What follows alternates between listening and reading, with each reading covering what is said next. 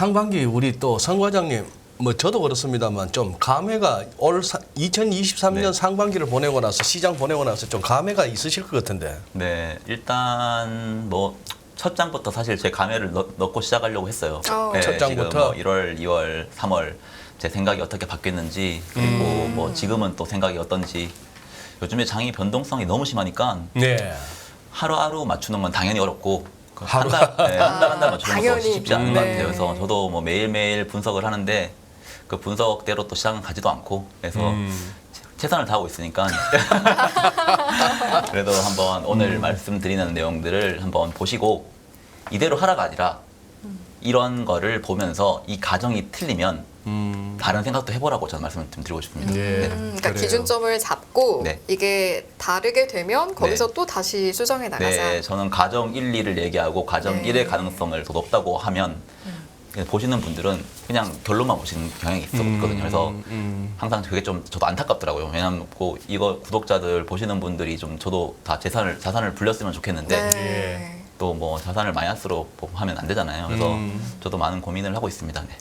지금 보자 우리 성 과장님이 제가 알기로 예전에는 저 증권사에서 프랍 트레이더를 하시다가 네. 이제 노란우산공제 이제 금융투자 쪽에 오셔서 지금 운영하시는 거 아니에요? 네, 지금은 이제 좀 롱텀하게 좀 운영을 하고 롱텀하게. 있고, 네, 그때는. 근데 이제 원래 금년에 지금 헤지펀드나 전반적인 어떤 펀드 매니저들 이 기관 쪽에 네. 제가 좀 과문해서 그런지 제 주변에는 다들 좀 힘들어해요. 지금 분위기 어떻습니까? 일단 작년에는 헤지펀드들이 수익이 좋았어요. 작년에는? 네, 그런데 올해는 헤지펀드보다 그냥 벤치마크를 따라가는 전략들이 수익이 훨씬 좋고, 그러니까 시장이 그냥 계속 올랐으니까요. 네. 채권 같은 경우에는 왔다 갔다 했거든요. 그랬죠. 그래서 채권은 가만히 들고 있는 사람들은 수익이 안 좋았던 반면에 샀다 팔았다 했던 사람들은 훨씬 더 수익이 좋았습니다. 그래서 오늘 제가 그동안은 채권을 제가 좀 그래도 많이 그 메리트가 있다고 말씀을 좀 많이 드렸었거든요. 예. 그래서 채권을 언제 왜 사야 되는지 이거를 좀 한 페이지를 넣었거든요. 이게 좀 예. 사람들이 또 이걸 좀 보고 나름대로 전략을 좀 구사하는 게 좋겠다 싶어서 좀 그거를 좀 알려드리려고. 좋습니다. 네. 자, 그럼 저희가 분위기도 한번 보고 소회도 간단하게 들었으니까 준비하신 내용 한번 들어보도록 네. 하겠습니다. 일단 오늘 준비한 내용은 하반기 시장을 주도할 수 있는 요인들을 좀 점검을 하고 이제 저는 계속 자산 배분을 말씀을 드리고 있어요. 주식에 몰빵하라, 채권에 몰빵하라 이게 아니라 채권과 주식을 같이 가지고 가면 어떤 상황이 오더라도 올해부터 뭐 연준이 기준금리를 인하하는 그 시점까지 이 자산 배분 전략이 좋을 것이다라고 해서 말씀을 드리는 거거든요. 네. 자산 배분할 정도로 돈이 많았으면 좋겠습니다. 저도 사실 그 생각 조금 했는데.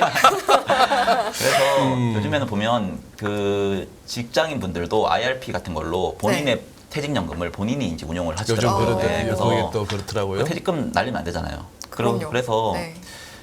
7-2의 법칙이라고 아세요?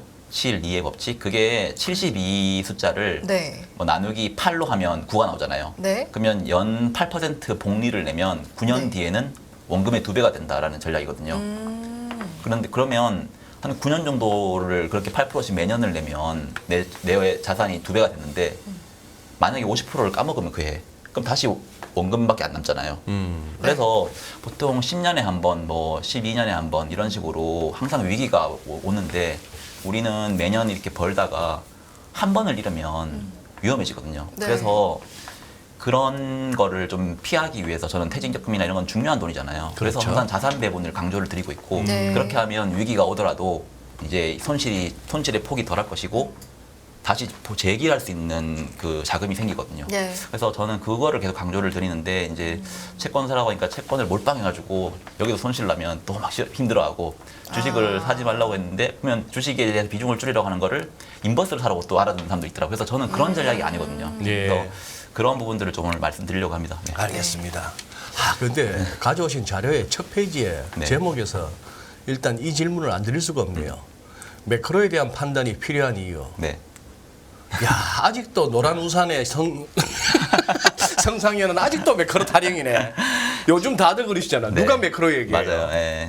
저는 매크로를 통해서 일단 시장의 리스크를 조명하고 점검하려고 하는 거지. 이 매크로를 통해서 하방 투자 기회를 제시하는 건 절대 아니고요. 네. 그래서 이런 시장의 리스크가 있으니까 당연히 이제 기업을 분석을 하고 바텀업으로 분석을 해서 기업을 판단하는 건 맞아요. 그런데 시장에 이런 리스크가 있으니까 기업 채권 주식도 가지고 가되 이런 나머지 포트폴리오를 더 보충을 해서 우리 포트폴리오 좀 더 안전하게 가져가면 어떨까라는 걸 제가 그래서 말씀을 드리는 거거든요. 네. 그래서 상반기는 놓고 보면 확실히 지금 높은 인플레이션이 제어가 될 것이고 그리고 연준은 이 인플레이션 제어에 성공하면서 금리를 인하를 할 거다. 그리고 그러면 경기 침체가 없이 회복 국면으로 진입을 할 거라라는 게 현재의 내러티브고 그게 지금 엄청나게 강한 상황입니다. 현재도 지금 주식시장은 계속 올라가고 있고 금리는 왔다 갔다 하고 있지만 물가도 지금 어느 정도 잡힌 것 같고 그래서 하반기 때도 이 지금 상황이 그대로 가면 우리가 생각하고 있는 골디락스 맞아요. 근데 만약에 네. 그 상황이랑 반대로 간다고 하면 또 다른 또 위기가 생길 수 있거든요. 그래서 그런 부분들을 좀 네. 말씀을 좀 드리고 이제 좀 조명을 하고 점검을 해보자. 네. 그래서 좋습니다. 저는 일단 올해 저기 이쪽에 보시면 1월, 2월, 3월 미국 S&P 월별 저점 고점을 다 적어놨어요. 1월, 2월 달에는 3,800에서 한 4,200에서 왔다 갔다 했습니다. 네. 그러다가 3월 달에 SVB가 터지면서 한 3,800까지 떨어졌었어요. S&P가. 그런데 이제 SVB 사태 이후로 유동성을 연준이 급격하게 그 확대를 하면서 네네네. 그때부터 사실 장이 올라가는 거였거든요.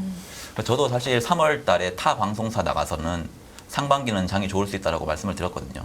제가 이렇게 장을 안 좋게 보고 1, 2월 달에 계속 보고 있었는데 상반기 때는 이제 그 지금 3월 달 이후로 이렇게 유동성을 갑자기 풀었으니까 장이 그렇게 빠질 가능성보다는 올라갈 가능성이 있다라고 말씀을 드렸고 그리고 이제 6월, 7월 되면서 이제 제 뷰를 이제 여기서 또 한 번 더 말씀을 드릴게요. 네. 네.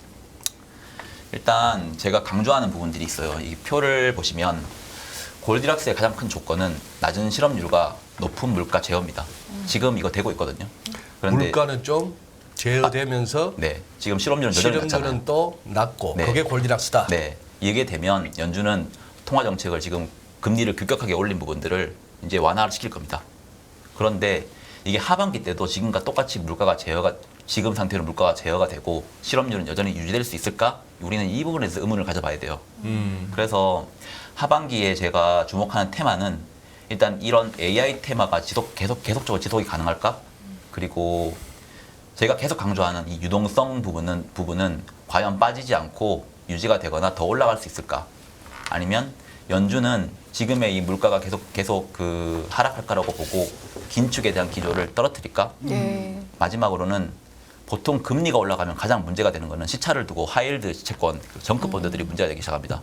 금리를 올리면 그 시장이 바로 망가지는 게 아니라 항상 한 1년에서 1년 반 뒤에부터는 이 고금리에 대한 압박을 받습니다. 네. 그래서 기준금리가 오랫동안 유지가 되면 이런 정급 본드 시장이 문제가 되거든요. 그래서 네. 대신 이제 물가를 빨리 잡고 금리를 빨리 내리면 문제가 되기 전에 이제 시장이 돌아오니까 이 시장은 과연 어떨까? 이 네 가지가 사실 하반기의 키라고 보고 있습니다. 네. 그럼 그 네 가지를 이제 뒤에서 좀 따져 주시나요? 뭐 네 AI 가지를 테마가 지속이 따져주시는데 되냐 안 AI 되냐 테마 지속 예. 여부는 우리가 더 이상 판단하면 안 될 것 같아요. 네, AI는 유동성 수위이거든요. 이거는 말씀드릴게요. 아, 네, 네네. 그리고 정급 본드 시장 간단하게 말씀드리고 좋습니다. 그다음 채권 좀 말씀드릴게요. 알겠습니다. AI하고 2차 전지는 언급을 회피하시죠. 요새 대한민국 네, 뭐 이건 뭐- 이쪽 판때기 분위기가 그쪽에 대해서 함부로 얘기하다가는 그거는 사실 빠질 때까지 기다려야 되는 것 같아요. 그러니까 빠지기 전까지는 빠지는 추세가 보이지 않는 한까지는 갈 것 같아요. 그래서 이거에 대한 밸류에이션을 지금 판단하는 거는 좀 의미가 없다고 보고 있고요. 일단 이 빨간색 그래프, 이 표에서 빨간색 그래프가 미국의 경기 선행지수입니다. 경기 선행지수, 선행지수. OECD에서 발표하는 네. 미국의 경기 네. 선행지수. 이 고금리에 고물가 상태가 지속이 되고 있었는데 이 미국의 경기 선행지수가 최근 4월 달부터 꼬리를 들고 올라옵니다.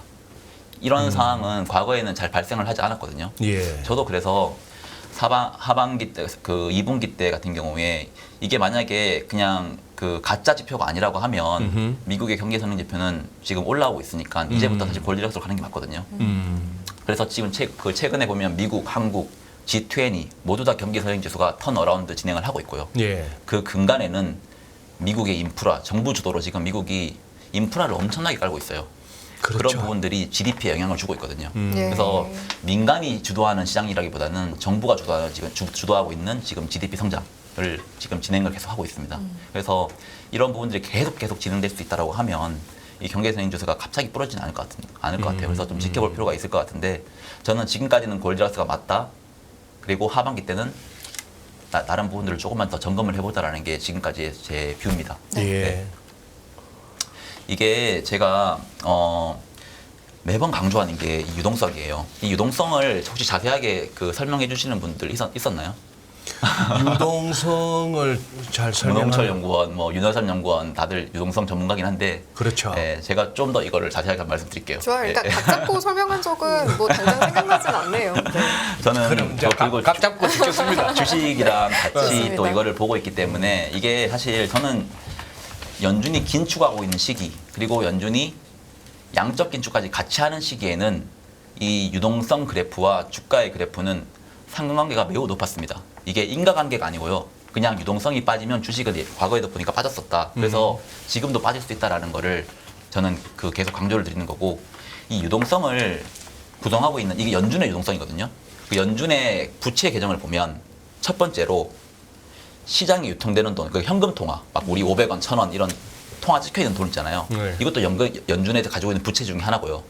두 번째로는 은행들이 맡기고 있는 지급준비금. 그게 두 번째로 연준이 가지고 있는 부채입니다. 연준의 입장에서는 부채다. 네. 그리고 세 번째로는 재무부가 맡기고 있는 그 재무부 현금 잔고 TGA라고 합니다. 그리고 네 번째로 마지막으로는 영래포라고 해서 MMF 자금들이 자기들이 보통 채권을 많이 사는데 채권보다 MMF 금리가 더 높으면 거기다 돈을 맡깁니다. 그래서 그것도 연준에다 돈이 들어오는 거거든요. 이 네 가지가 연준의 부채로 잡힙니다. 그런데 저는 여기서 영래포와 TGA 계좌는 실제 시중에서 유통되고 있는 돈이라고 안 보고 있거든요. 그래서 실제적인 순유동성은 연준이 가지고 있는 총 부채에서 예. 이 TGA와 영래포 잔고를 빼주는 게 저는 순유동성이라고 보고 있습니다. 그래서 이 순유동성을 net liquidity라고 영어로 적어놨고, 연준이 가지고 있는 대차대조표에서 TGA와 RRP 금액을 뺀 거를 이 빨간색 그래프로 표현을 했어요. 그리고 이 파란색 그래프는 S&P 500 흐름입니다. 과거에 2021년 1월 지금 달 이거는 어디 자료를 인용하시는 거예요? 성 과장님이 만드신 그림이에요? 제가 가지고 오는 자료들은 다 제가 직접 만듭니다. 직접 예, 만드셔서. 그래서 뭐 어디서 다른 IB 하우스에서 뭐 이런 것들을 그 레포트에 쓰기도 하지만 저는 뭐 거기서 뭐 가지고 오는 건 아니고 제가 직접 이제 데이터를 다 다운받아서 진행을 하고 있습니다. 예. 그러면 이 net liquidity라고 하는 순유동성이라고 하는 이 개념도, 이 정의도 그러면 성 과장님이 내린 정의네요? net liquidity라고 하는 거는 저는 아니면- 지금 이렇게 말씀드리고 있고, 그리고 이제 시장에서 통용되는 컨셉이- 지금 IB 하우스에서 지금 쓰고 오케이, 있습니다. 좋습니다. 최근부터 좀 많이 쓰기 시작했죠. 네. 네. 그래서 저 RRP 영래포는 리버스 레포라서 RRP는 알겠는데 TGA가 재무부가 연준에 맡기고 있는 현금이라고요? 네, 재무부가 이제 공무원들 월급을 주고 뭐 재무부가 쓸 돈이 있을 거 아니에요. 근데 그런 돈들을 이제 연준에다 이렇게 돈을 맡겨놓는 계정이 있습니다. 거기서 대충 뭐 T가 트레저리겠고요. 네, 맞아요. GA가 뭔지는 모르겠어요. 제너럴 어카운트. 예, 그래서 재무부에 그냥 우리 재무부에 우리 뭐 당좌 계좌 비스무리하게 그냥 맞아요. 일반 계정, 네. 일반 계좌. 네. 오케이. 그래서 이 부분이 제대로 이해하시고 있는 분들이 없어서 제가 오늘 좀 요거를 좀 말씀을 드린 거고, 네. 이 흐름을 보면 노란색 그래프, 노란색으로 제가 동그라미를 다 쳐놨고 한 곳에 보라색으로 쳐놨습니다. 예, 그림으로. 예. 노란색들은 연준의 순유동성이 빠지고 있는데 S&P 500이 일시적으로 올라갔었던 경우거든요. 노란색이. 네, 그러다가 다시 결국은 순유동성에 빠지는 거에 추이에 맞춰서 S&P 500은 다시 빠졌습니다. 네. 그런데 이 보라색 그래프를 보시면 갑자기 팍 올라가잖아요, 빨간색이. 빨간색이 순유동성 부분이 이 3월 달 기준으로 해서 갑자기 밑으로 빠지고 있다가 보라색을 보시면 쭉 올라가거든요. 저 SBB 네. 부터 해가지고 이때가 크레딧 스위스 은행권 위기 터졌을 때. 이때가 SB 은행권 터지면서 이제 BTFP랑 DW 같은 이제 연준에서 긴급 대출을 해줬을 때거든요. 네. 네. 그러면서 연준의 순유동성이 확 올라갔습니다. 그래서 저도 이때 장이 더 이상 빠지지 않고 올라가는 가능성이 있다라고 뷰를 급격하게 바꿨습니다. 그러니까요. 타 방송에서 바꿨습니다. 타 방송에서 그래서 우리는 1월달에 나와서 했던 그것만 기억하고 있었는데 딴 데 가서는 은행권 터지고 나서 돈 풀렸으니까 네. 장 볼 겁니다. 네. 기승전 유동성. 네. 그리고 지금 이제 한 7월 달부터 주식시장은 급격하게 좀 랠리를 하고 있거든요. 그렇죠. 근데 유동성은 이제 스멀스멀 이제 더 이상 못 올라가고 빠지고 있긴 하거든요. 그래서 지금은 유동성은 빠지는데 주가는 올라가고 있는 상황이긴 합니다. 그래서 저는 이것 때문에 무조건 주가가 빠진다 이건 아니에요. 그런데 네. 주가가 빠질 수도 있으니까 그렇기 때문에 조심은 하시는 게 좋다. 너무 포모 랠리에 따라가면 좀 위험할 수도 있다라는 예, 거를. 예. 그래서 저는 주식을 다 팔라기보다는 계속 강조드리는 게 좀 포트폴리오를 구축해서 가져가라. 너무 비싼 것만 따라가면 많이 빠졌을 때 손실이 크잖아요. 그래서 그런 부분에서 좀 이 부분을 좀 말씀드리려고 가지고 왔고요. 예. 이게 제가 올 사실 6월 달에 타방송에서 한 6월 초에 연준의 부채 한도 미국이 부채 한도 협상이 진행이 되면 순유동성이 빠지면서 주식시장이 빠진다라고 좀 빠질 수 있다라고 좀 말씀드렸거든요. 그게 사실 좀 틀렸었어요. 왜냐하면 저는 부채 한도 협상이 되면 당연히 미국 정부는 수많은 양의 미국 재정국채를 발행을 하거든요. 그렇겠죠. 재정정책을 그러면 발행하고. 그렇게 발행을 하면 이 재무부의 현금 잔고가 갑자기 확 올라옵니다. 음흠. 그러면 우리가 보는 순유동성은 빠지는 게 맞잖아요. 그렇죠. 재무부 현금 잔고가 예, 올라오니까. 예. 근데 연준이 FOMC 때 금리를 동결을 하면서 스킵이라는 말을 썼어요, 당시에. 그래요. 우리는 금리를 이번에 동결하지만 이번에는 안 올린다라는 게 앞으로 안 올린다는 게 아니라 우리는 잠깐 쉬었다 가는 거다. 예. 그러면서 기준금리를 언제든지 올릴 수 있다라는 뉘앙스를 줘버리니까 미국의 1개월 금리가 영레포 금리보다 훨씬 더 올라가 버리는 거예요. 만기 1개월짜리 네. 재정정권 수익률이. 네.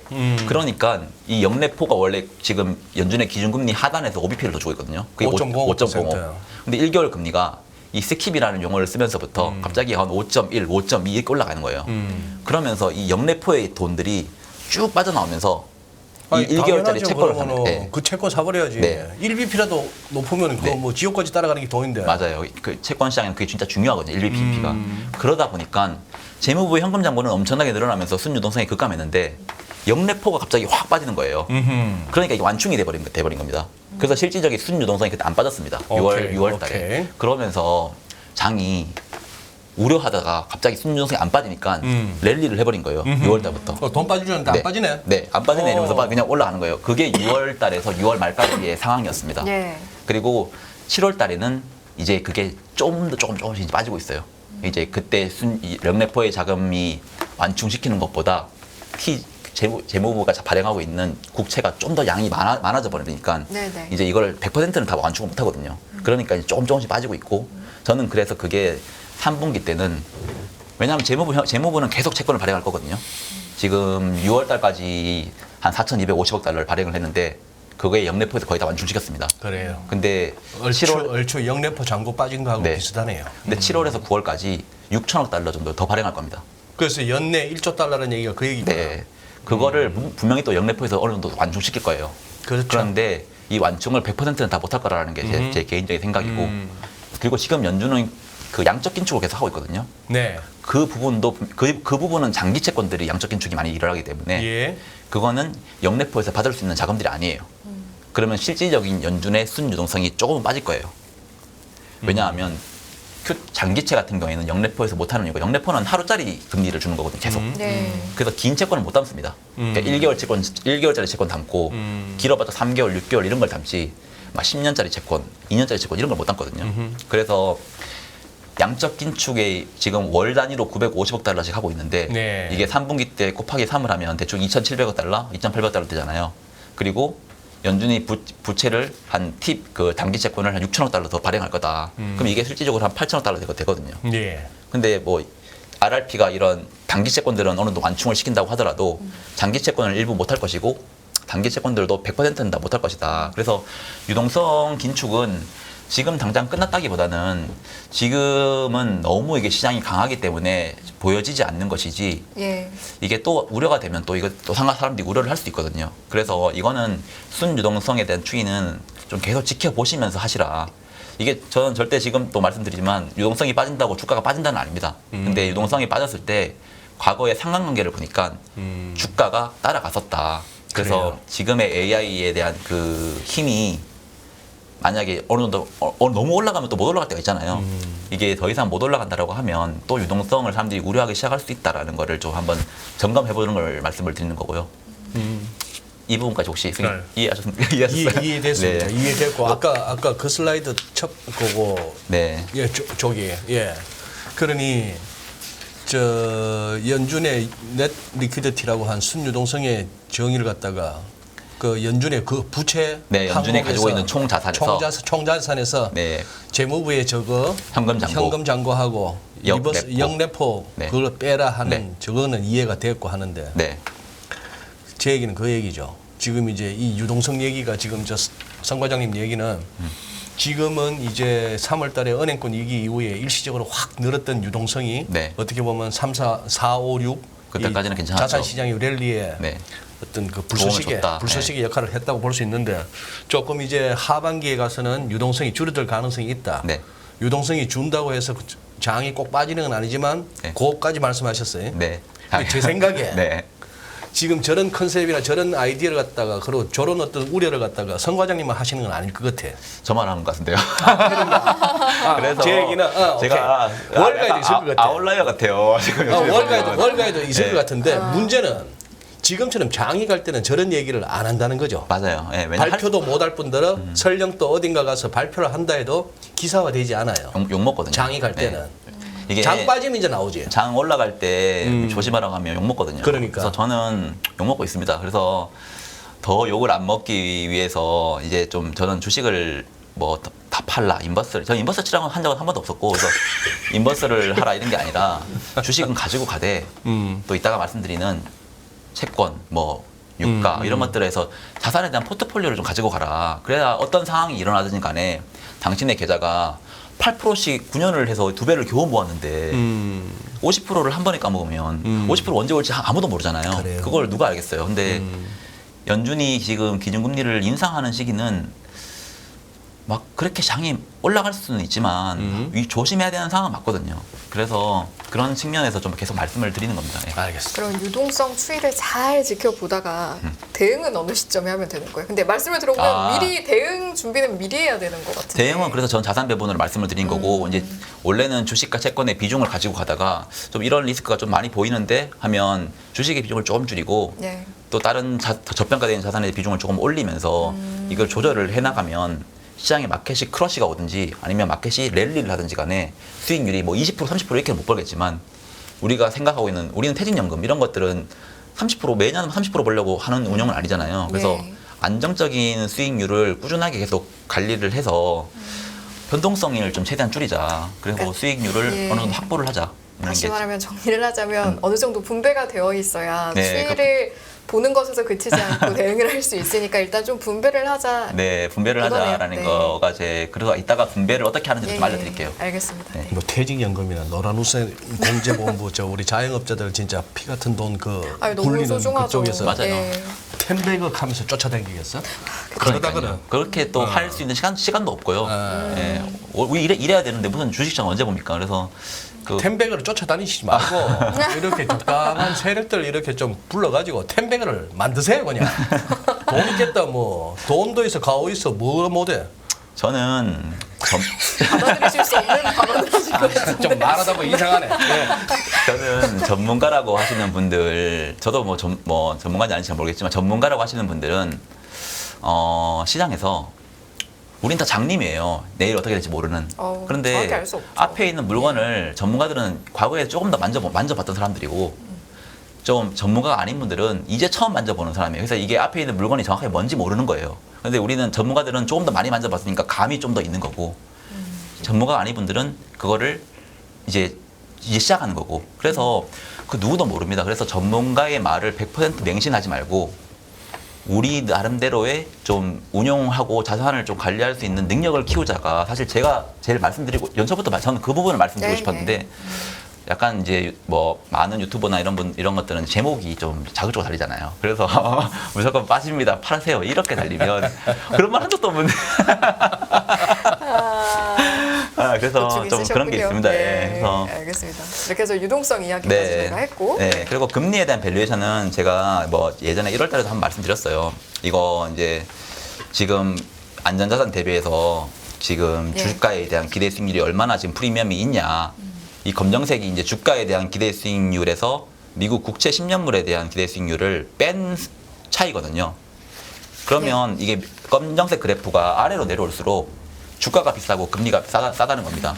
근데 지금 그래프 보시면 아시겠지만 주가가 그렇게 싼 상황은 아닙니다. 이 그래프 상으로 보면. 예, 예. 그래서 현재 상황에서 주가가 계속 간다라고 하면 이 그래프는 점점 아래로 내려갈 거잖아요. 그러면 누군가 한 명이 그리고 어떤 큰 기관에서 뭐 지금 주가가 너무 비싼데 이렇게 하면 또 조정이 될 수 있거든요. 예. 그래서 우리가 따라갈 때도 항상 이런 밸류에이션을 좀 보시라. 그래서 저는 이제 이 ERP라는 그래프를 나올 때마다 좀 말씀을 드리는 거거든요. 네. 그래서 이 부분은 이제 어차피 요즘에는 많은 레포트에서도 많이 쓰더라고요. 일드갭이라는 말로 좀 많이 씁니다. 네. 그래서 이거는 좀 꼭 보시라고 말씀드리고 싶고요. 지금 현재 그러면 ERP는 어떤 상태죠? 지금 한 1.5%, 그러니까 지금 주가의 기대 수익률이 지금 주가가 멀티플이 한 19배에서 20배 되거든요. S&P 500 기준으로. 그러면 기대 수익률이 한 5.3% 정도 됩니다. 19분의 1 이렇게 하면. 근데 미국 금리 채권은 지금 10년물 기준 3.9% 정도 되거든요. 예. 5.3 빼기 한 3.9 하면 1.4, 1.5 정도 이 정도 되거든요. 네. 그래서 그 정도 수준이면 IT 버블을 제외하면 거의 가장 낮은 수준입니다. ERP가? 예. 그래서 금리가 이렇게 높은데 주가는 계속 올라가니까 이제 멀티플이 계속 올라가는 거잖아요. 그러면 주가에 대한 기대성이 이렇게 떨어지고 있는 거고 금리는 계속 올라가고 있는 거고. 그래서 두 개만 놓고 봤을 때는 이 채권보다 주가가 많이 비싸다. 그리고 만약에 조정이 된다라고 했을 때는 좀 크게 조정될 수 있다라는 걸 계속 그냥 말씀을 드리는 거고. 네. 이게 뭐 문제가 안 생기고 끝날 수도 있죠. 왜냐하면 금리가 그냥 알아서 빠지면 주가는 가만히 있는데 그러면 그게 연착륙 권리락서잖아요. 물가 잡히면 금리 빠지고 그러면 주가는 네. 가만히 있어도 이 ERP는 자연스럽게 다시 올라가겠죠. 그래서 그게 골디락스고 경착륙은 그 반대 방향이고. 그래서 그걸 계속 말씀드리는 거고 기준금리 상단 시기에 2004년에서 지금까지 그래프를 제가 가져왔어요. 예. 이게 보라색은 미국채 2년, 그리고 녹색은 미국채 10년물, 그리고 이 검정색은 미국의 회사채, 그리고 빨간색은 회사채, 예. 미국의 주가의 S&P 500에 대한 기대 수익률. 이게 보시면 이때가 이제 금융위기가 터지기 전 미국이 기준금리를 이제 5.25%까지 올렸을 때거든요. 보시면 기준금리가 이 파란색에 있을 때 나머지에 대한 기대 수익률은 다 거기 붙어 있습니다.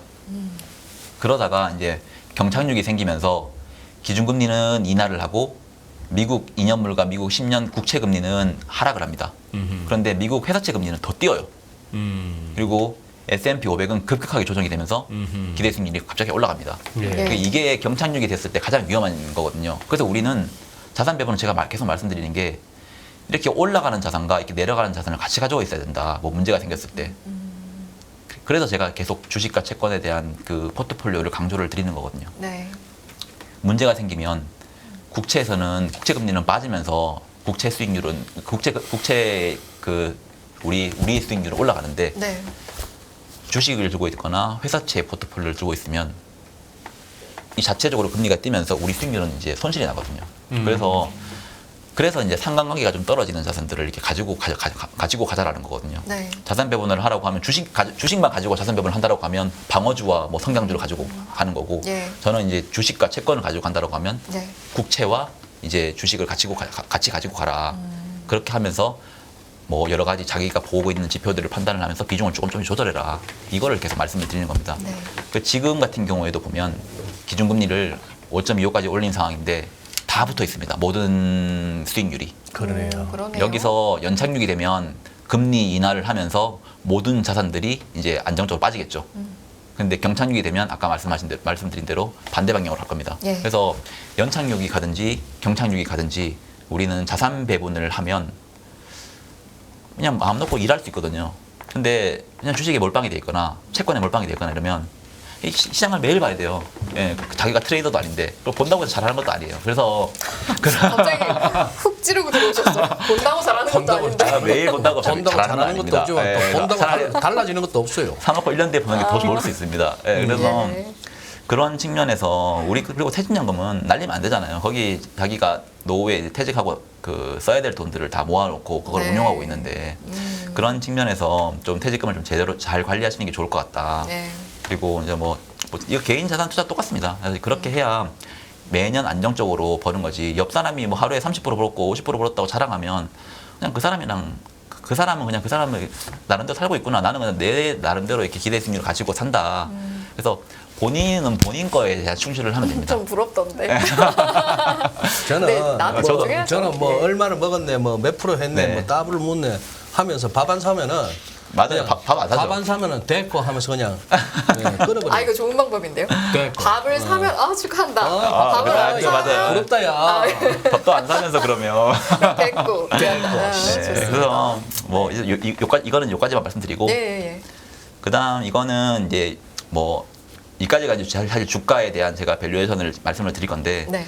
이 빨간색 그래프는 지금 미국에 풀려 있는 통화리 양분의 S&P 500의 시총의 흐름입니다. 네. 그거 보시면 금융위기가 터지기 전에 그 미국의 시총분의 지금 돈이 풀려 있는 M2분의 시총이 거의 190%까지 갔었습니다. 예를 들어서 지금 시중에 풀려 있는 돈은 100억인데 S&P 500을 다 합치니까 190억이었던 거예요. 이때 당시. 그럼 S&P 500이 너무 비싸다는 거잖아요. 그러다가 이제 떨어졌거든요. 그리고 이 노란색을 제가 가지고 왔는데 2018년 9월 달에도 180%까지 갔다가 떨어졌었고 그리고 2020년 코로나 터지기 전에도 189%까지 떨어졌습니다. 네. 그리고 2021년 12월 달에도 우리 그 2022년도 얼마나 고생했어요. 근데 2021년 12월까지 장이 좋았거든요. 네. 그때도 199%까지 올라갔다 떨어졌습니다. 그러다가 작년에 급격하게 조정이 되다가 지금 엄청 올라왔잖아요. 다시 또. 그래서 지금 계산을 해보니까 184%? 그러면 대충 비율을 보면 이런 버블 밸류에이션으로 보면 한 5에서 10% 정도 더 여유가 있다고 보시면 되고 네. 지금은 막 좀 조심을 하면서 따라가야 되는 건 맞거든요. 네. 근데 이제 IT 버블이랑 비교하면 이것보다 한참 그때 높았어요. 그래서 IT 버블이랑 비교하면 모든 게 다 달라집니다. 그리고 IT 버블만큼 올라갈 수 있다고 보면 AI가 그러면 이 밸류에이션은 약간 좀 무의미해지긴 합니다. 그래서 그런 거는 좀 보시면 될 것 같고요. 저는 근데 연준이 지금 통화 긴축을 하고 있고 양적 긴축을 하고 있는데 과연 IT 버블까지 우리가 시장에 갈 수 있을까? 그런 약간 의문이거든요. 그래서 상황이. 그런 부분에서는 좀 보시는 게 좋을 것 같습니다. 예, 그래서 지금 네. 조 슬라이드 예, 예. 선 과장님 말씀하시는데 나는 딱 코스닥 차트가 떠오르는 거예요.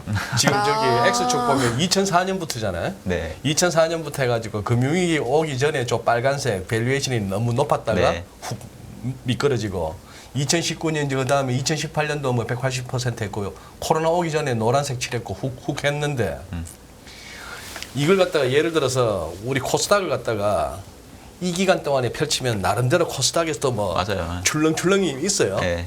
근데 지금 이제 닷컴 버블 갖다 대면 이거는 뭐 밸류에이션도 아니다 이거지. 네, 맞아요. 예, 닷컴 버블로 갖다 대면 코스닥도 저 90년대까지 해가지고 월간 차트로 하면은 맞아요.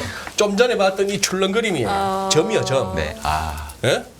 그래서 그래서 제 생각에 이제 닷컴 버블은 얘기 안 했으면 좋겠어요. 그렇죠. 예. 이제 족보를 따져도 금융위기 때에 그 앞에 이제 와글와글 내지는 뭐 버블기. 네. 그래도 뭐 갈 수도 있으니까 저는 이제 근데 약간 지금 분위기가 네, 갈 수 있는 것 같아요. AI를 예. 가지고 닷컴 버블 같은 그런 어떤 그때랑 다르다. 그러면 더 갈 수 있는 거거든요. 그래 네. 지금 약간 그런 그걸 기대하는 네. 사람들도 적잖아요. 맞아요. 예, 그래서 지금 뭐 그때랑 똑같다, 다르다라기보다는 항상 생각을 하면서 이거 뚫리면 닷컴 버블도 갈 수 있겠네? 라고 그렇게 판단하는 게 좋을 것 같고 지금은 네. 근데 과거 닷컴 버블을 제외하면 많이 올라왔네? 정도로 판단하시는 게 좋을 것 같아요. 네.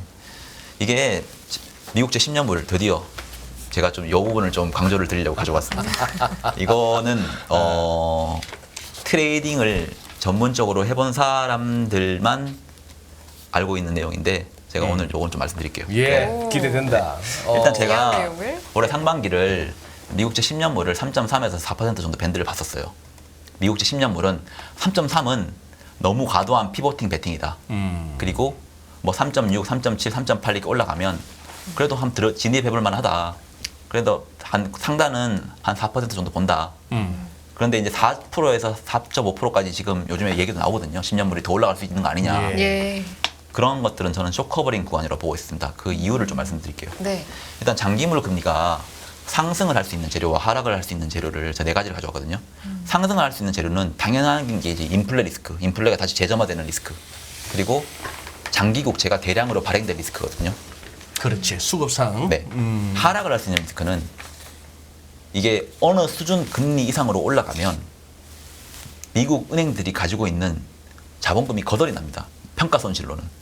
왜냐하면 옛날에 사줬던 은행 국채들이 많거든요. 예. 미국 은행들은 이런 데들은 미국 국채 아니면 MBS 이런 것들을 많이 사거든요. 금리가 그게 다 긴 채권들이에요. 그래요. 그래서 금리가 올라가면 평가 손실이 나고 그럼 자본금이 그 평가 손실은 자본금이 0이 되면서 또 뱅크런 이슈가 나올 수 있거든요. 그래서 이거는 중앙은행이나 뭐 재무부나 다 알고 있기 때문에 이건 어느 정도 무조건 막으려고 할 것이다. 예. 그리고 장기물에 대한 연기금속, 전 이게 가장 중요하다고 봐서 사실 미국제 10년물 상단을 4% 잡은 게 있어요. 이게 장기물을 그러니까 지금 미국 금리 같은 경우에는 2년 금리를 보통 단기 채권이라고 하고 네. 10년 금리와 30년 금리를 장기 채권이라고 합니다. 2년 금리는 기준금리에 엄청나게 연동이 되어 있고요. 10년 금리와 30년 금리는 기준금리 플러스 물가, 성장 이 부분에 연동이 되어 있어요. 특히 30년물은 연기금이나 보험사들이 주력으로 투자하는 상품입니다. 예. 그래서 어느 정도 금리가 올라가고 금리 메리트가 있다라고 하면 그들은 계속 그 매수가 들어옵니다. 그래서 30년물이 더 이상 금리가 안 올라가는 수준이 있어요. 예. 아무리 이게 10년물 금리가 올라가더라도. 그러면 10년물 금리는 어차피 30년물 금리와 구성을 하고 있는 로직이 비슷하거든요. 예. 기준금리, 물가 성장. 예. 그러면 30년 금리가 이렇게 버티고 있으면 10년물 금리가 무한정 올라갈 수가 없습니다. 거기가 자꾸 실링이 되겠네요. 네. 예. 그래서 10년물과 30년물 금리 간의 그 차이, 그걸 스프레드라고 하거든요. 이게 거의 0 수준이나 뭐 플러스 마이너스 10, 20 이 정도 수준이 거의 맥스라고 보고 있어요. 10, 20 BP? 네. 그러니까 30년물 금리를 보다 10년물 금리가 단기적으로는 더 올라갈 수 있어요. 네, 그러면 네. 이제 마이너스 20bp가 될 거 아니에요. 10bp, 예. 20bp. 그 스프레드가 저는 가장 중요하다고 보고 있고 이게 04년 그 2000년부터 이제 그래프를 갖고 왔는데 이 파란색 이 그래프 있잖아요. 이 파란색이 미국 30년물 빼기 10년물 금리 간의 차이입니다. 네. 방금 말씀하신 그 스프레드. 네, 30년물 금리 빼기 10년물 금리. 이게 어느 정도 이게 거의 0까지 내려왔다고 하면 10년물 금리와 30년물 금리가 거의 똑같다는 거의 거거든요. 붙었다는 얘기고. 그때 보통 금리 고점이 옵니다. 네. 더 이상 예. 10년물 금리가 예. 어떤 이슈가 있더라도 잘 못 올라가요.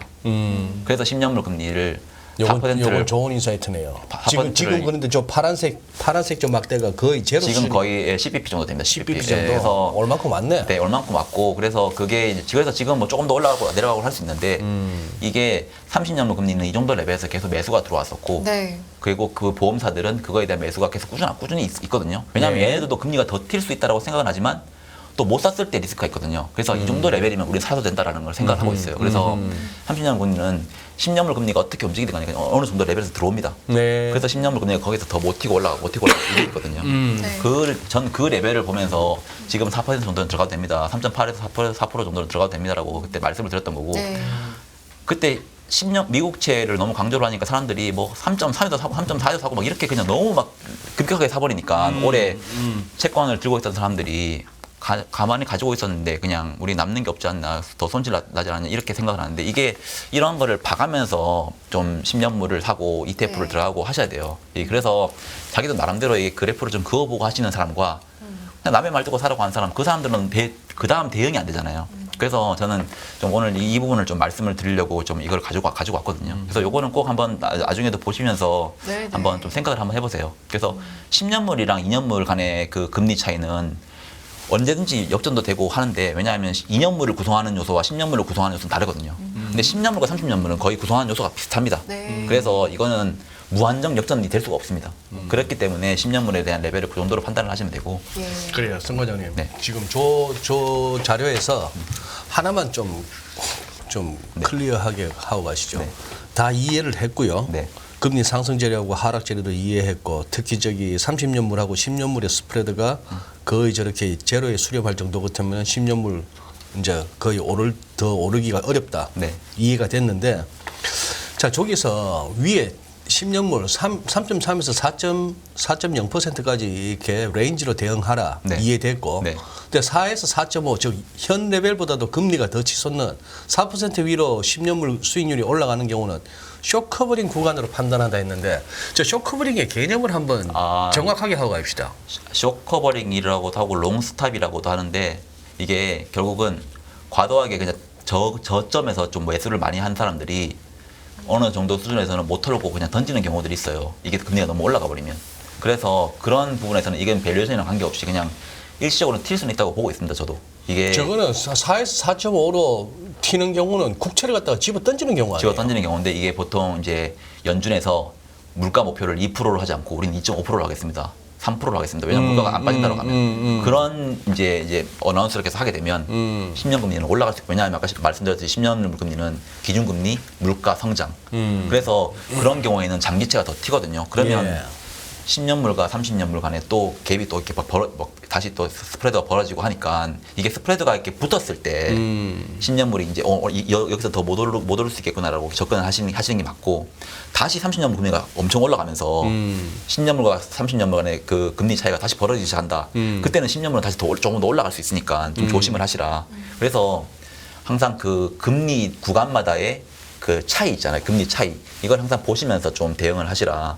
저는 근데 물가 목표 이제 바꾸지 않을 것 같거든요. 그래서 그런 측면에서는 지금 수준은 계속 유지될 것 같고 그러면 10년 물과 30년 물 간의 스프레드는 지금 거의 0 수준까지 왔으니까 10년 물의 금리 레벨은 많이 올라봐야 4% 그리고 그 위로 올라가는 거는 우리가 좀 적극적으로 매수를 해도 되는 시기라고 보고 있습니다.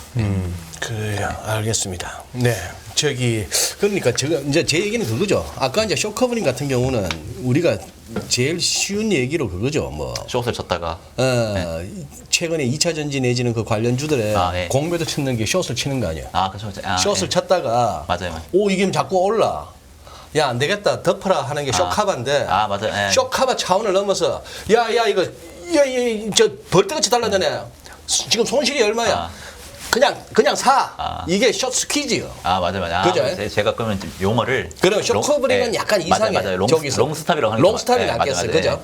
역시 전문가십니다. 국채 붙들고 있던 사람들이 집어 던졌대. 맞아요. 국채 롱스탑일 때 요거 미스니까 좀 4% 위로 갈 수 있다. 그렇게 이해하는 게 낫겠네. 맞아요. 롱스탑이라고 오케이. 네. 제가 다 자료를 만들다 보니까 뭐 제가 또 자료 전문가도 아니잖아요. 그래서 이래서 가만히 보니까 우리 모든 자료들을 인포맥스 라이브 출연자 중에 거시 전문가 두 분을 꼽으라면은 우리 성 과장님하고 김민수? 그러십니까 대표님?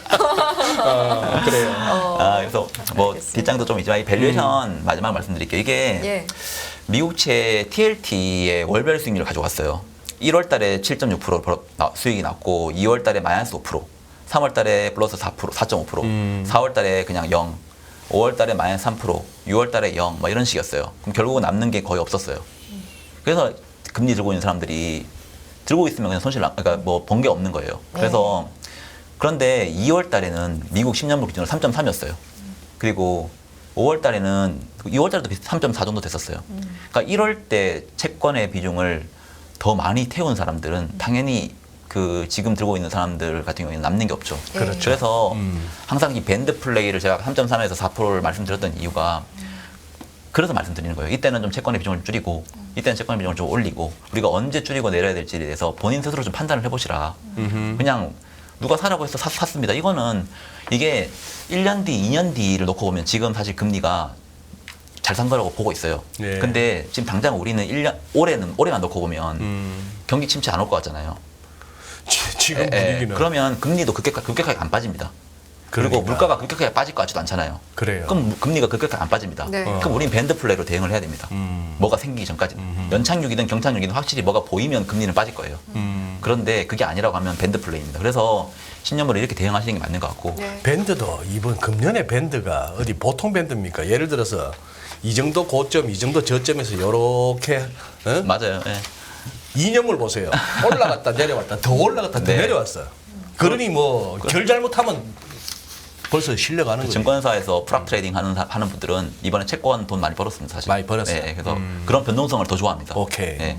차라리 지금처럼 그냥 주식처럼 그냥 올라가 버리면 못 사는 사람들은 아예 하나도 못 벌잖아요. 그래서 그 측면에서는 우리가 박스권을 너무 두려워하지 말고 변동성을 너무 두려워하지 말고 잘 대응을 하시라. 그리고 그거에 대해서 좀 공부를 하시면 좋을 것 같다. 주식도 언젠가 또 변동성 장세가 오를 수 있잖아요. 네. 그래서 주식에 대한 공부를 계속 하는 게 좋다라는 생각을 계속 하고 있습니다. 밸류에이션이 비싸면 좀 줄이고, 밸류에이션이 싸면 좀 더 올리고, 그리고 지금 한 포모에 따라가 볼까 하면 따라가 보고. 근데 그게 몰빵을 하면 위험한 거죠. 그래서 저는 이게 내가 생각하는 방향이랑 달랐을 때 또 다시 기사회생할 수 있는 그 안전적인 포트폴리오를 계속 관리를 하자. 그래서 우리의 목표 수익률을 뭐 이진우 소장님은 뭐 플러스 50%를 원하시고 저는 뭐 어때요? 5%를 아유 연식 프로면 저는 땡큐. 그래서 본인의 목표 수익률에 맞게 비중 조절을 하시되 네. 그래도 그 포트폴리오로 관리를 하자는 거고 이게 주식 비중 계산이라고 제가 가져왔어요. 주식에 대한 기대 수익률을 주식에 대한 기대 수익률과 채권 금리를 분모로 해서 더한 거를 하면 이렇게 계산을 하면 주식에 대한 기대 수익률이 대충 나와요. 예. S&P 500으로 하면 지금 한 55대 한 45 정도 나올 거예요.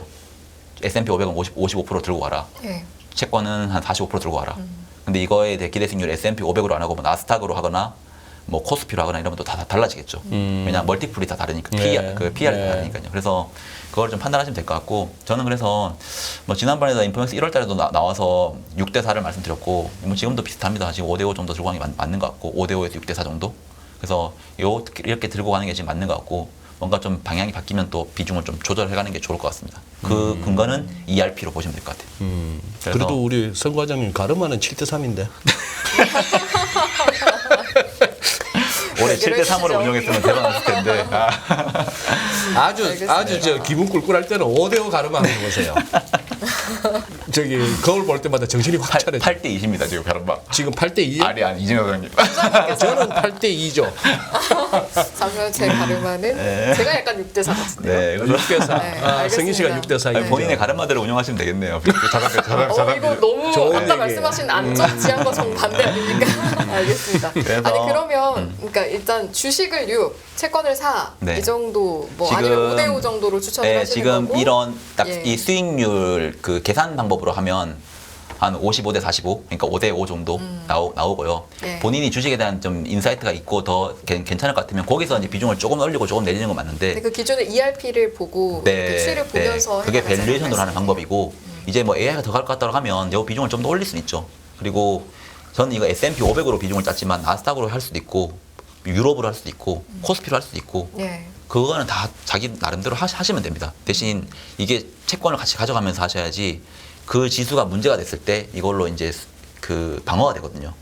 그런 측면에서 이제 좀 가지고 온 측면이 있습니다. 예. 어제 또 뭐 뜬금포로 또 리플이 가상화폐 시장에서 리플이 또 무슨 네. 뭐 소송에서 SEC에 맞아요. 좀 예. 이겼다고 한 90몇 프로를 딱 하루에 뛰던데. 리플 올라갈 줄 아셨습니까? 그러니까 그런 것들이 있어요. 이게 그래 뭐 6대 4를 하라고 네. 5.5대 3.5대 1 해갖고 아, 이런 그래서- 저 뭔지는 모르겠지만 가상화폐 좀 담아놓으면 어떨까? 저는 좋다고 봅니다. 오케이. 이게 어우. 저는 그래서 원래는 부동산, 유가, 예.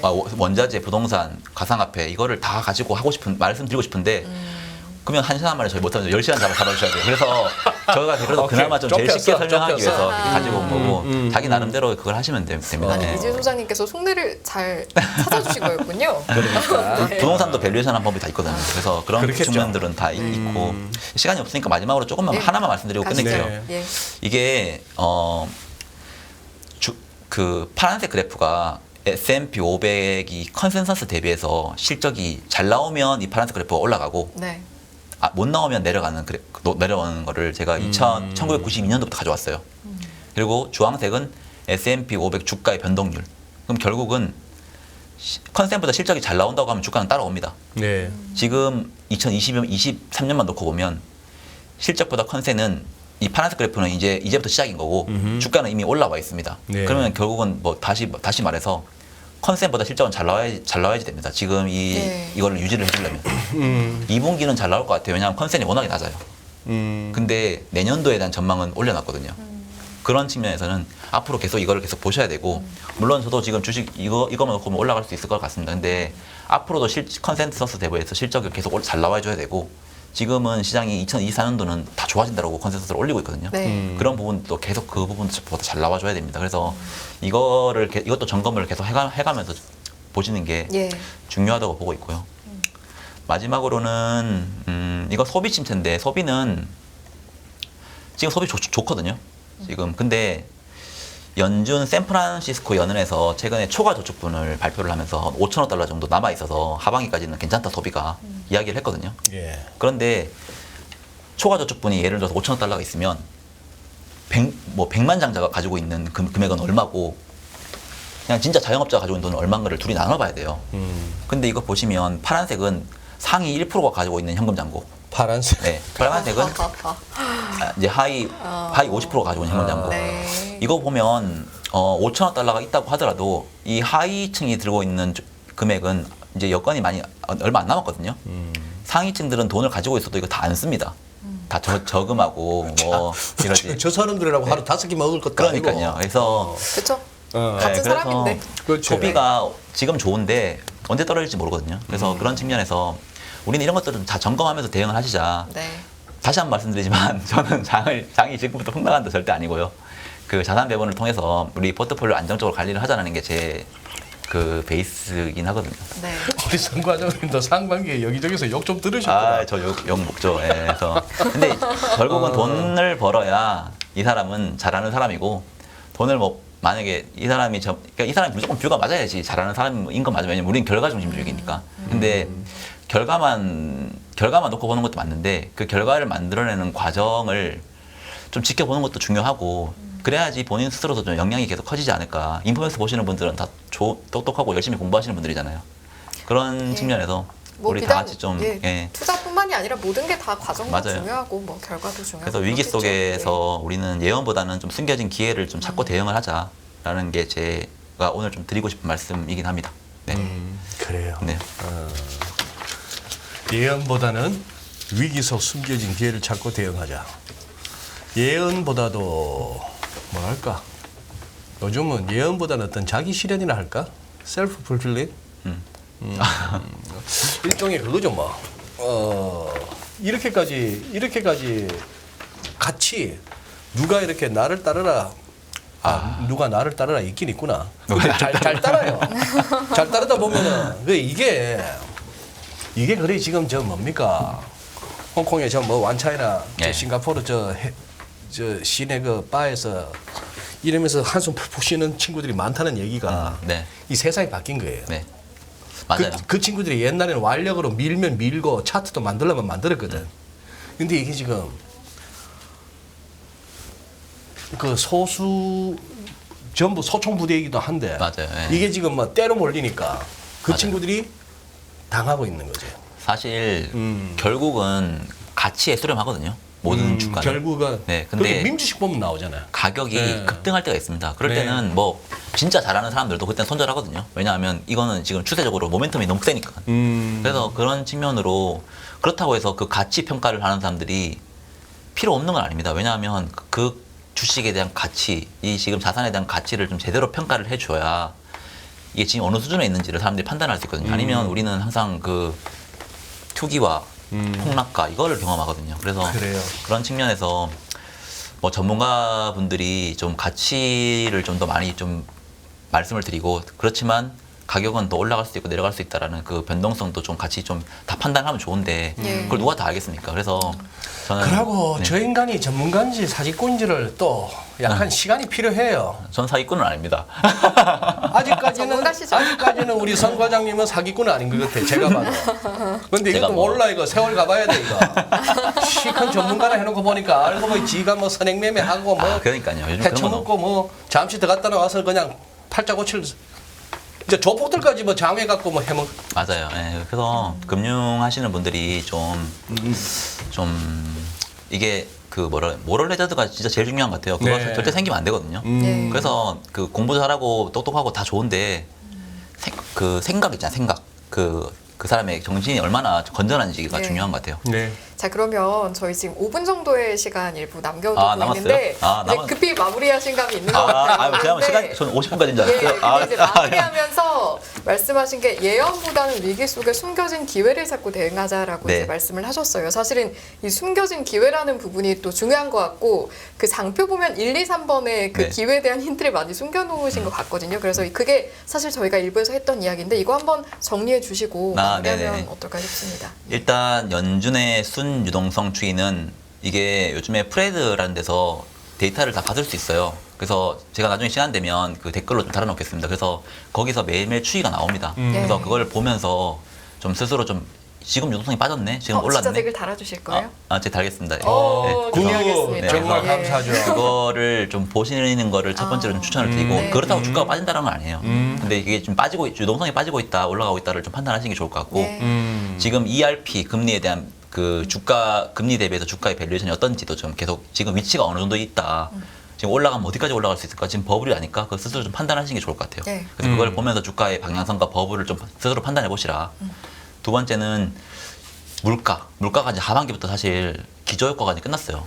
그래서 역기저효과가 생길 건데 그러면 언제든지 연준은 다시 언제든지 긴축으로 돌 수 있습니다. 지금은 긴축이 아닌 것 같지만 그래서 그런 측면에서 변동성이 생길 수 있다. 근데 이게 단순한 변동성인지 아니면 추세적으로 하락을 만들어낼 변동성인지를 스스로 좀 판단을 해보시라. 물가가 그냥 우상향 한다고 하면 이 추세적인 하락이고 이번만 좀 높게 나왔다고 하면 그냥 그건 단순한 변동성이니까 우리가 들어갈 수 있는 기회를 주는 거거든요. 네. 예.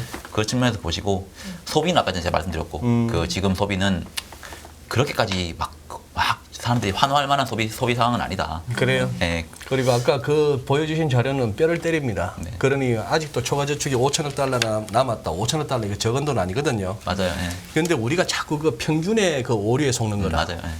가만 아까 보여주신 차트는 보니까 상위 1%만 잔뜩 들고 있는 거 아니에요. 네. 그래서 진짜 돈 쓸 사람은 없다고 지금. 네, 맞아요. 그런 그래서 상황이고. 그런 측면이고 어쨌거나 자료실에 지금 오늘 우리 성 과장님 이렇게 방송 중에 보여주신 그 예. 장표들이 자료실에 있죠. 다 있으니까 예, 예. 우리 시청자 여러분 한번 그거 복습 한번 해보십시오. 저 오늘 자료들이 참 귀하다고 생각합니다. 그거 하시고 자 성 과장님 이제 보내드려야 되는데 한 가지만 여쭤볼게요. 네. 요즘 뉴스 우리 성희 씨도 뉴스 하면서 한번 좀 언급했을 것 같은데 뭐 노란우산 공제협회 우리 자영업자들이 탈퇴가 많다 이런 소리 하는데 상황이 어떤 거예요? 요즘에 소상공인 분들이 네. 힘든 거 맞아요. 네? 힘든 거 맞아요. 많이 힘드시겠죠. 네, 그래서 저도 타 방송에서 나갔을 때도 온누리 상품권 좀 많이 사주세요. 이렇게 말씀을 많이 드렸어요. 부모님께서 많이 네, 재래시장 가서 좀 많이 사주세요. 예. 그래야 우리 소상공인들이 잘 살 수 네. 있습니다. 그래서 지금 돈 많은 사람들은 돈을 많이 벌고 있고 없는 분들은 진짜 힘들거든요. 그리고 지금 금리도 많이 올랐잖아요. 대출에 나가는 금리도 지금 뭐 계속 올라가고 이러니까 힘든 거 맞아요. 그래서 네. 하지만 뭐 이번에도 잘 극복할 거라 보고 있고요. 뭐 정부가 잘 해줄 거라 보고 있고 소상공인분들도 열심히 하고 계시니까 저는 뭐 걱정은 하지만 다 잘 이겨낼 수 있을 거라 보고 있습니다.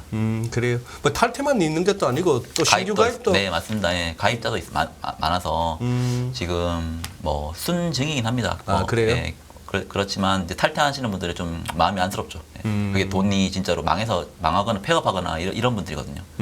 그래서 그런 분들을 보고 있으면 좀 더 저가 좀 많은 좀 정보를 드려서 그분들이 좀 개인 투자나 좀 자산 관리에 좀 도움을 드리고 싶은데 당장 주가가 오늘 올라갈지 내일 올라갈지 잘 모르겠거든요. 저도. 근데 큰 흐름을 좀 보시자. 그리고 좀 우리가 나중에 만약에 혹시 모를 위기가 생겼을 때 진짜 그때 다 잃지 말고 다시 한번 그거를 또 기회를 삼아서 자산을 또 더 불릴 수 있는 그런 좀 역량을 키우자라는 측면으로 네. 오늘 좀 내용을 좀 나중에 내가 네. 나중에 네. 성상인 과장한테 내가 네. 뒤통수를 맞는 한이 있더라도 네. 지금은 내가 성상인 과장님 갖다가 좋은 사람으로 믿어주는 거예요. 믿어주시는 걸로. 이거 모르겠다 소리 아무나 하는 거 아니거든. 그쵸. 소나기나 다 안다고 네. 막. 그래요. 오늘 너무 알겠습니다. 고맙습니다. 네. 오늘 1부 이렇게 성상현 과장님과 함께 봤는데 오늘따라 또 채팅창에서 애청자분들이 과장님 좀 자주 와주세요라고 하시는 분들이 많아서 우리 이거 이래가지고 올라가잖아요. 예. 주말에. 네. 또 다른 채널에서 또 성 과장 또 섭외 엄청 와. 다음 주부터. 또 저희 뵐 때까지 그러니까. 오래 걸리는 거예요? 다음에 좀 빨리 나와주실 거죠? 네, 이렇게 미리 말씀을 좀 네. 드려보고 네. 과장님 보내드리도록 하겠습니다. 네. 1부 이 시간은요. 성상현 노란우산공제본부 금융투자부 과장님과 함께 했습니다. 잘 들었습니다. 네. 감사합니다. 고맙습니다. 네. 고맙습니다. 끝없는 위기 속 기회는 언제나 숨어 있습니다. 성공한 투자 고수들과 나눈 투자의 철학. 다가올 기회를 잡아내는 부의 만찬으로 여러분을 초대합니다. 푸짐하게 한 상 차려놓았습니다. 안녕하세요. 이승입니다. 더 많은 영상을 보고 싶으신 분들은 화면 오른쪽에 있는 구독 버튼을 눌러주시기 바랍니다. 그리고 영상을 보시면서 좋아요는 필수인 거 아시죠? 항상 인포맥스 라이브를 사랑해주셔서 감사합니다.